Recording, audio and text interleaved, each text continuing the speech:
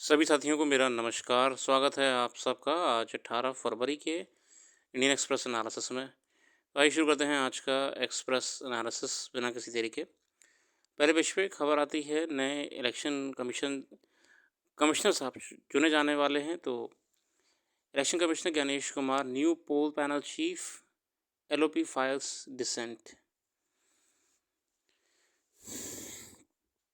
और बहुत जल्दी नाम आ जाएगा नए इलेक्शन कमिश्नर का। आगे बढ़ते हैं आज के आर्टिकल की तरफ।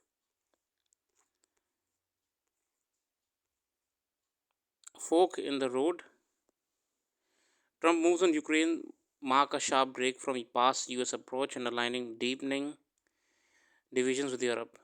In the face of US President Trump diplomatic blitzkrieg on Ukraine, Europe and Ukraine itself confront the risk of marginalization after a 90-minute phone call with Russian President. Basically जो Russian Ukraine war को अब peace talks की तरफ ले जाने की बात करी जा रही है, उसको लेके यहाँ पे जिक्र करा गया है। डोनाल्ड ट्रंप साहब ने लंबे समय तक कुछ बातचीत करी और अभी सऊदी अरब में मीटिंग होनी है, एक पीस टॉक वहाँ पे साइन होगी ताकि ये युद्ध बहुत जो लंबे समय चल रहा है वो रोका जा सके।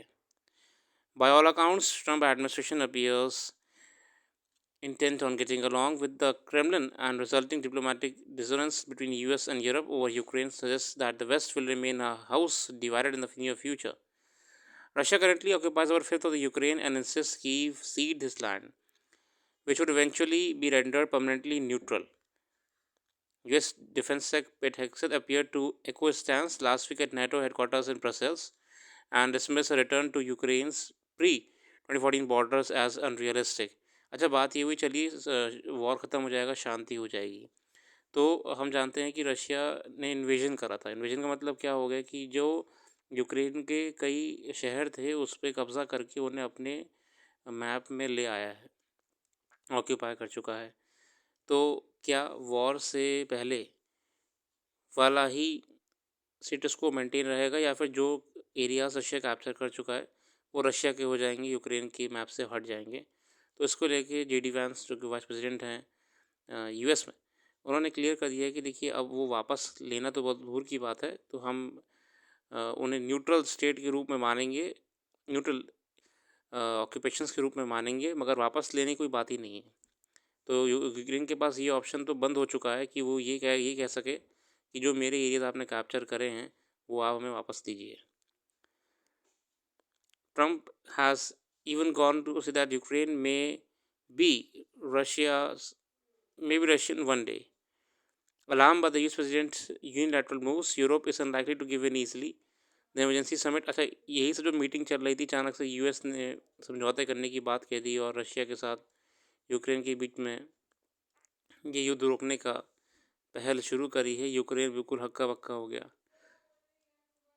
Sorry Europe. और यूरोप ने तुरंत ये निर्णय लिया कि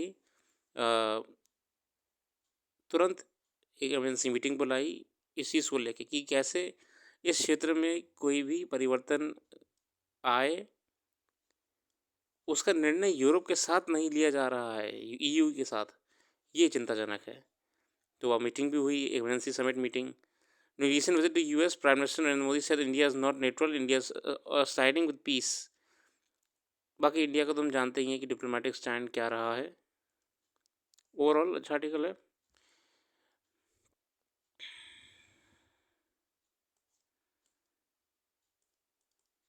बाकी यूएस ट्रम्प और ट्रेड को लेकर आर्टिकल्स बहुत लंबे समय से आ रहे हैं, तो कुछ इंपॉर्टेंट नहीं है। बहुत सारे आर्टिकल आ चुके हैं इस चीज़ को लेकर।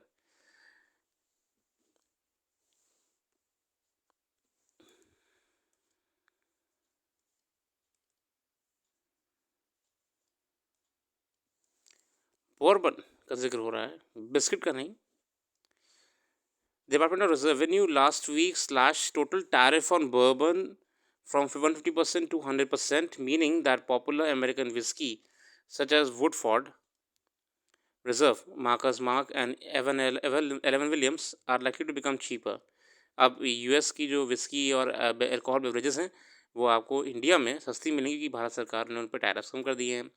According to US law, for whiskey to be labeled bourbon, it must be made in US, have a mash bill वगैरह वगैरह आपको कंडीशन दी हुई हैं, उसको मत जाइएगा, आपकी किसी काम का नहीं है, ध्यान रखिएगा. While bourbon can be produced anywhere in the US, it is closely associated with the rural South, especially the state of Kentucky. How is bourbon made? Mash bills of most bourbons comprise around 70% corn, particular mix of other grain used by rye, malted barley and wheat. Gives each bourbon a distinct flavor. बाकी इसको बनने को लेके corn का इस्तेमाल होता है वगैरह वगैरह. फर्मेंटेशन होता है, fermented mixture strain and the remaining liquid is distilled off then more than once to increase the concentration of alcohol. The distillate is then aged in charred oak barrels, which helps caramelize the remaining sugar in the liquid. बाकी fermentation करके इसको barrel में बंद करके छोड़ दिया जाता है, अपने आप बनती रहती है. Who invented bourbon? The original inhabitants of North America had been farming maize for a millennium. हम जानते हैं कि कृषि एक ज़माने में अमेरिका में बहुत ज़्यादा भारी मात्रा में होती थी. And consuming corn-based fermented beverages for most probably just a long distillation and whiskey making came with Scottish and Irish settlers. यहाँ पे ये पहुँची कैसे? ये स्कॉटिश जो आयरिश सेटलर्स यहाँ पे रहे, उन लोगों ने इसको यहाँ पे बहुत ही चलन में ले आए. Soon corn was added to the mash bill of American whiskies. The most popular apocryphal stories which about the invention of bourbon credits Elijah Craig, an 18th century Baptist minister from Kentucky. Craig is said to have been the first person to age the product in charred oak casks. Another story credits मतलब बाकी यहाँ बताया हुआ है कैसे यहाँ पे लोग हर किसी का अपना अपना इतिहास है, उसे शेयर करा है. अच्छा है, सब चीज़ आना ज़रूरी भी है हमको. Dawn of quake in new Delhi. Delhi में अर्थक्वेक आया था अच्छा खासा, हर किसी को फेल हुआ था. Bit scary. There is no stranger to earthquakes, but the one that occurred before dawn on Monday was slightly different. बहुत तेज था. Mostly, the tremors experienced in Delhi from time to time are from earthquakes that originate elsewhere, sometimes far away, as Afghanistan. Monday, Mag 4 earthquake was located in Delhi itself. अब ये concern क्यों है? Earthquake Delhi में आते जाते रहते हैं, tremors sorry, मगर आज तक उनका सोर्स कोई दूर होता था, अफगानिस्तान हो गया या और कहीं फार रीजन से. ये वाला अर्थक्वेक दिल्ली से ही था, ठीक है, समवेयर क्लोज टू धौला कुआं area. In fact, it was strongest earthquake to have originated in Delhi in last 5 years. Another earthquake of similar magnitude occurred a couple of hours later near Siwan in Bihar. Mag 4 earthquakes are not very strong and do not result in much damage. There were no reports of any damage due to Monday's earthquakes.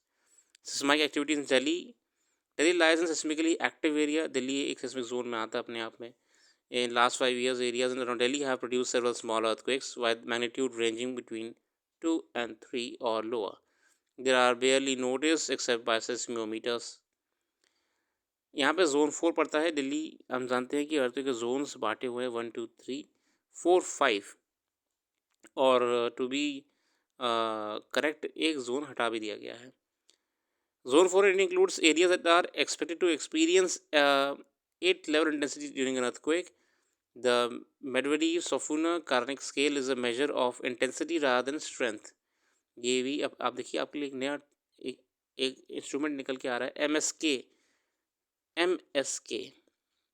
Medvedev-Sofuna Karnik scale is a measure of intensity, और ये rather than strength और energy released, ये intensity measure करता है.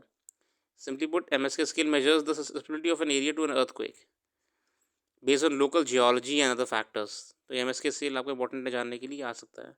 Delhi falls in the region that has high susceptibility to quakes. MSK 8 means that the area is vulnerable to major damage being caused to buildings and other infra. बाकी Aravalli belt तो है ही हमारी. Aravali, Delhi lies in what is known for the Aravali Delhi flood belt, a seismically active geological belt extending from southern and eastern Rajasthan to Haryana Delhi. कि आपका हरियाणा दिल्ली राजस्थान तक पूरी belt जा रही है. The region is characterized by presence of deformed layers of rocks that have been folded or bent due to geological process hundreds of millions of years ago. These deformities have created stress which is sometimes released in the form of earthquakes. बहुत बढ़िया. बाकी वही सब यहाँ जिक्र करा हुआ है इसके बारे में। फिलहाल आज क्विक एनालिसिस में ही रखते हैं। अपना कीमती समय देने के लिए बहुत बहुत धन्यवाद। कल फिर आएंगे नई वीडियो के साथ, जुड़े रहिए और अच्छा लगे तो वेबसाइट पे विजिट जरूर करिएगा। करंट अफेयर्स आपको वहाँ पे और जो हम यहाँ शेयर नहीं कर पाए हैं जानने को मिलेगी। बाकी इंडिया एक्सपोर्ट 2.3% सिकुड़ गए, जबकि इम्पोर्ट्स 10.2% बढ़ गए हैं। It's a concern. सिंपल है, मैन्युफैक्चरिंग बढ़ानी पड़ेगी तभी मजा आएगा।